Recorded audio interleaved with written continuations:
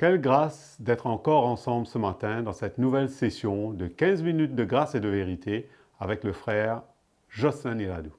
Nous allons adorer le Seigneur de tout notre cœur ce matin avant d'écouter la parole de Dieu. Alléluia Seigneur. Être un instrument pour toi, c'est comme l'argile entre tes mains.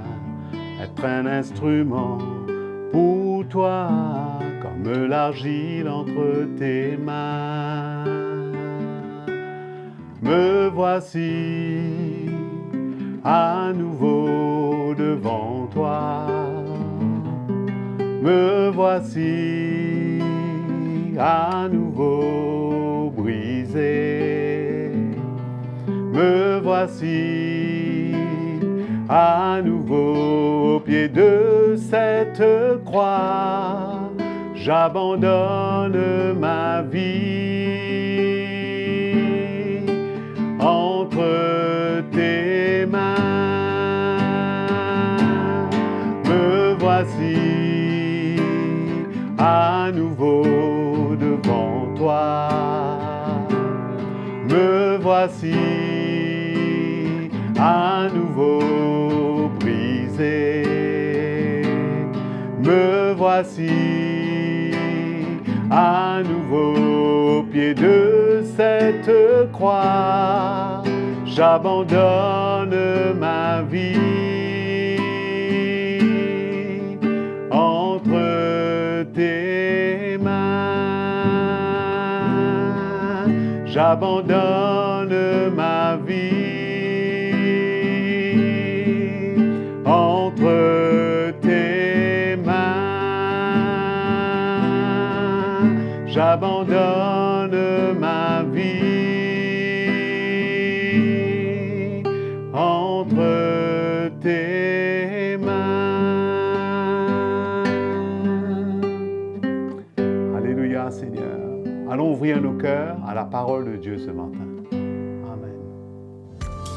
Bonjour à tous mes frères et sœurs.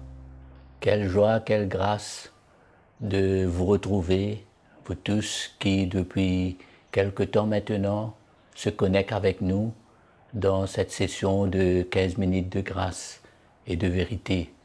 Je suis content de venir encore une fois vous encourager dans l'Évangile, la parole de Dieu. Et avant tout, nous remercions notre frère Patrick, fidèlement nous accompagne à louer, à adorer le Seigneur. Merci Patrick de tout cœur.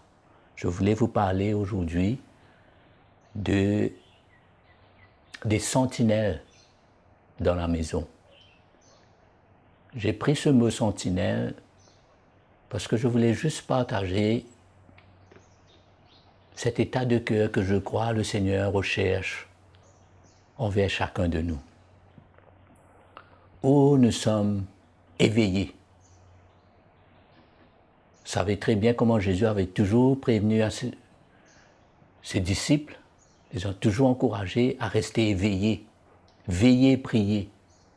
C'est un peu dans cet état d'esprit que j'ai utilisé le mot sentinelle, juste pour essayer, dans la simplicité de cœur, comme d'habitude, vous encourager à voir comment on est appelé à être sur nos gardes, à ne pas se permettre de s'endormir, à ne pas entrer dans un état ou dans une éthargie dans l'esprit, pleinement conscient en quel temps qu'on est, pleinement conscient tous les dangers qui nous guettent, pleinement conscient l'ennemi, ses attaques, ses flèches contre nous tous les jours, que ce soit au niveau personnel, individuel, que ce soit au niveau corporel en tant qu'une église. C'est pourquoi j'ai utilisé ce mot sentinelle, juste pour essayer quelque part de décrire cette place, ce rôle, cette responsabilité, le sérieux que nous avons à veiller sur nous-mêmes dans l'esprit et à veiller les uns sur les autres, à aussi écouter les avertissements du Seigneur au travers de ses serviteurs. C'est pourquoi j'ai voulu prendre ce mot sentinelle. Et peut-être pour vous aider, pour nous aider à comprendre un petit peu, allons lire un petit passage dans 2 Samuel, le chapitre 18, juste pour vous montrer à l'époque qu'il y avait la guerre de David, comment les sentinelles étaient là. C'était des hommes et des femmes, des hommes surtout, qui avaient une responsabilité pour se mettre en hauteur sur une tour afin de pouvoir voir de loin ce qui se passe en dehors, parce qu'il y avait les murailles pour protéger le peuple de Dieu, mais sur la muraille, il y avait des sentinelles, des gardiens, si on peut dire dans notre terme aujourd'hui. C'était plus que des gardiens, c'était des hommes qui pouvaient regarder, voir de loin. Et non seulement voir, mais pouvaient discerner de loin peut-être le comportement de l'ennemi ou de quelqu'un qui voulait s'approcher pour attaquer ou pour venir annoncer une bonne nouvelle aussi. Il avait à pouvoir discerner et interpréter ce qu'il voyait, parce que ce qu'il interprétait pouvait aider à prendre des décisions si on attaque, si on attend. Je n'ai pas fait l'armée, je ne connais rien de cette affaire-là, je vais juste parler ce que l'Évangile nous parle pour nous aider à comprendre dans la simplicité de cœur cet état de rester éveillé, vigilant, de se donner de plus en plus au Seigneur dans la prière, dans la parole de Dieu. 2 Samuel nous dit dans le chapitre 18, le verset 24, David était assis entre les deux portes. La sentinelle alla sur le toit. Voilà où il doit être. Voilà où il va pouvoir exercer son rôle, prendre sa responsabilité efficacement. Il a une place spécifique. De la porte vers la muraille, elle leva les yeux et regarda, voici qu'un homme courait tout seul. La sentinelle cria et l'annonça au roi. Donc très important ce rôle-là. Le roi dit, s'il est seul, il apporte de bonnes nouvelles. Et cet homme approchait peu à peu. La sentinelle vit un autre homme qui courait. Vous réalisez si la sentinelle dormait, n'était pas éveillée, n'avait pas un regard pour voir de loin, pour comprendre ce qui allait se passer. Il dit, la sentinelle vit un autre homme qui courait. La sentinelle cria au portier, voici un homme qui court tout seul. Le roi dit, il apporte aussi de bonnes nouvelles. La sentinelle dit, à mon point de vue, la manière de courir du premier est celle d'Ahimath, fils de Sadoc. Le roi dit, c'est un homme de bien et il arrive pour de bonnes nouvelles. Moi, j'aime bien le bout qui dit la sentinelle, il dit la manière de courir. Il arrive à discerner, il arrive à interpréter la conduite de celui qui s'approchait. Donc, c'est une responsabilité. On n'est pas en temps de guerre que je parle de cela, mais quand même, on est en temps sérieux, en tant qu'Église, en tant que frères et sœurs, en tant que soldats, pour nous aligner, pour comprendre ce que le Seigneur veut faire. C'est juste pour nous encourager à nous réveiller, à prendre conscience, à se mettre là où Dieu veut que nous soyons, que ce soit au niveau personnel. Ma propre vie personnelle est éveillée, attentive, vigilant, que ce soit peut-être pour moi en tant que père de famille, d'être là dans la maison, cet homme responsable, vigilant, éveillé, pleinement conscient des attaques de l'ennemi. Rester éveillé, rester celui qui est là pour avertir, pour mettre en garde, pour prévenir ma famille, ma maison. Maintenant encore plus, aller plus loin en tant que frères et sœurs dans l'Église, dans cette communauté, la famille de Dieu. Il y a des bergers qui surveillent sur nous, qui sont comme des sentinelles, qui peut-être nous avertissent de la part du Seigneur. Est-ce qu'on écoute? Est-ce qu'on prête attention? Ou on est entré dans une certaine routine, dans un style de vie peut-être religieux? Non, mes frères et sœurs, mon encouragement pour vous et moi, c'est de se réveiller.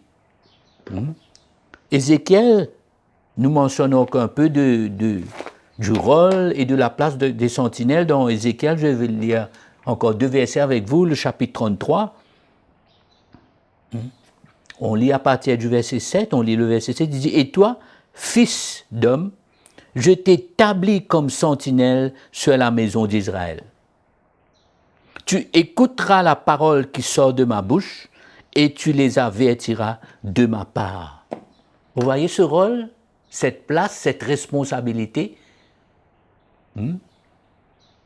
pour entendre de Dieu, pour déjà, premièrement, être à la place qu'il faut pour entendre de Dieu, pour être à l'écoute de ce que Dieu a à dire, parce que dans le dernier temps, nous sommes tous appelés à être près de Dieu, nous sommes tous appelés à entendre de Dieu, à être à l'écoute de ce que Dieu, par son esprit, veut nous dire, souvent au travers de sa parole. Nous sommes appelés à obéir, nous sommes appelés à nous réveiller, nous sommes appelés à prendre conscience de tous ces dangers. Pour ne pas nous éloigner. Comme je vous dis, être sentinelle, on peut voir ça sous différents angles, que ce soit au niveau personnel, que ce soit au niveau de notre famille, que ce soit au niveau de l'Église, que ce soit au niveau des serviteurs de Dieu qui sont là comme des bergers, pour nous ramener, souvent prendre son bâton pour nous corriger, mais tout cela, on ne va pas regarder ça avec un œil négatif, mais on regarde ce que le Seigneur veut faire. Est-ce que c'est avantageux de rester dans un état où on est ensommeillé, dans une léthargie, un sommeil, où on est passif, ou sommes-nous pas appelés à nous réveiller, un peu comme j'essaie de vous décrire, une sentinelle, être au poste. L'apôtre Pierre, dans son épître, sa deuxième épître, avant de partir et quitter l'Église, il écrit, il les encourage, il les avertit, il les rappelle certaines choses. Je vais vous lire ça. Dans 2 Pierre, le chapitre 3. C'était un rappel pour encourager l'Église, le peuple de Dieu, à rester attaché à l'Évangile, à rester éveillé, à rester connecté, pour rester sur le bon chemin, pour garder, préserver la vérité de la parole de Dieu qui était constamment menacée, par différents enseignements, différentes hérésies, toutes sortes d'influences de l'homme pour dévier le peuple de Dieu, pour dévier l'Église. Tout cela forme partie de ce rôle d'être sentinelle, d'être à l'écoute, d'être des hommes et des femmes avertis. On est mis en garde, on est veillé dans notre cœur, attentif à ce que l'Esprit de Dieu veut. Parce que l'ennemi cherche à nous éloigner, nous faire égarer et perdre de vue, et mélanger la vérité de l'Évangile. Ce n'est pas le moment, mes frères et sœurs. Le danger est là, danger pour quelqu'un de s'éloigner, s'égarer. C'est très réel, ces dangers-là. C'est pourquoi on doit être des sentinelles, éveillés, vigilants, attentifs, qui discernent, qui voient de loin, qui comprend comment Dieu travaille. Et on est éveillé, on est à l'écoute. Pierre écrit, il dit, je vais vous lire ce dernier verset avant de terminer, chapitre 3, verset 15, il dit « Considérez que la patience de notre Seigneur est votre salut, comme notre bien-aimé frère Paul vous l'a aussi écrit selon la sagesse qui lui a été donnée. » Il rappelle l'Église là. Il dit « C'est ce qu'il fait dans toutes les lettres où il parle de ces sujets et où se trouvent des passages difficiles à comprendre dont les personnes ignorantes et mal affermies tordent le sens, comme elles le font du reste des Écritures pour leur propre perdition. Vous donc, bien-aimés, qui êtes prévenus, qui êtes avertis, soyez sur vos gardes, de peur qu'entraînés par l'égarement des impies, vous ne veniez à déchoir de votre fermeté. Amen. Donc, voilà l'encouragement de Pierre pour nous. Voilà l'encouragement que j'ai pour vous ce matin. Que le Seigneur vous encourage, vous bénisse, et on se retrouve à très bientôt. Merci beaucoup. Quelle grâce d'entendre la vérité à travers de l'encouragement du pasteur Jocelyn Iradou dans cette session de 15 minutes de grâce et de vérité. Je suis certain que nous avons été challengés par la parole de Dieu. Nous vous encourageons à aimer et à partager ce message et à vous abonner à notre chaîne YouTube. Vous pouvez nous écrire à l'adresse affichée sur votre écran et nous faire parvenir vos expériences, questions et témoignages. Que le Seigneur vous bénisse.